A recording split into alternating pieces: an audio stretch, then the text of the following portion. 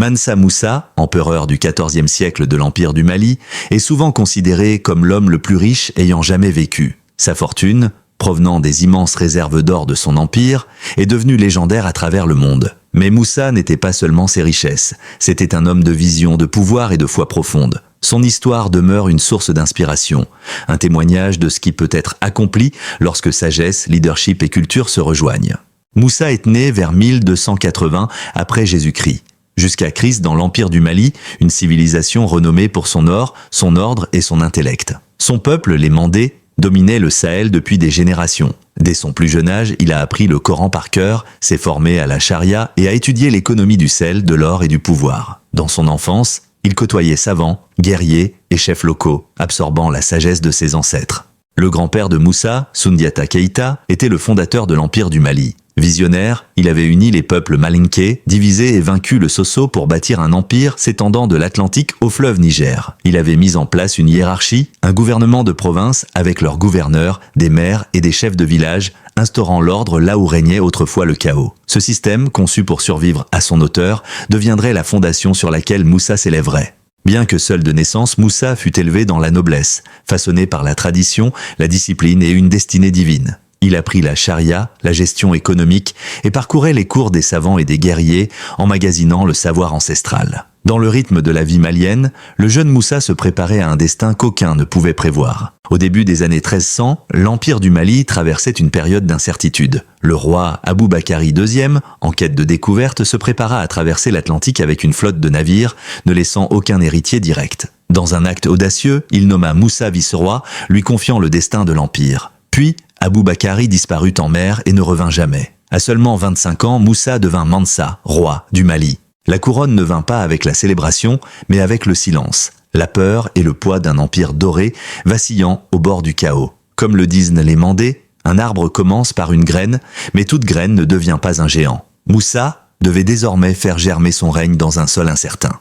En 1324, Mansa Moussa entreprit son Hajj, le pèlerinage sacré à la Mecque. Mais ce ne fut pas un simple voyage. Avec une escorte de 60 000 personnes, 100 chameaux chargés de centaines de kilos d'or et des serviteurs vêtus de soie, le cortège de Moussa traversa le Sahara comme un royaume ambulant. Ils traversèrent les dunes de Tagaza et les cités de Fès et de Le Caire, attirant tous les regards. Sa générosité stupéfia le monde. En Égypte, il distribua tellement d'or que l'économie locale s'effondra. Mais ce geste n'était pas qu'une démonstration de richesse, c'était une déclaration que le Mali, un empire africain noir, était un centre de civilisation, de foi et de puissance. Comme le dit le Coran, la richesse ne réside pas dans l'abondance des possessions, mais dans le contentement de l'âme.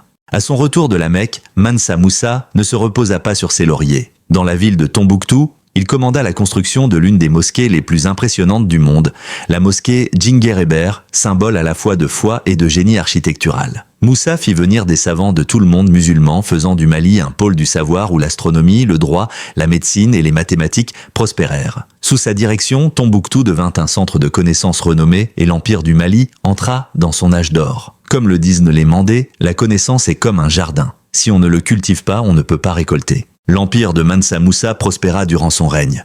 Mais après sa mort en 1337, l'âge d'or commença à s'estomper. Ses successeurs peinèrent à gérer l'immense richesse et les vastes terres qu'il avait bâties. Le pouvoir de l'empire s'affaiblit lentement à cause des querelles internes, des invasions extérieures et de l'évolution des routes commerciales. Malgré l'abondance d'or, l'empire ne put protéger ses territoires contre les forces du désert et les nouvelles voies commerciales. Les cités jadis florissantes de Tombouctou et de Gao perdirent peu à peu leur importance.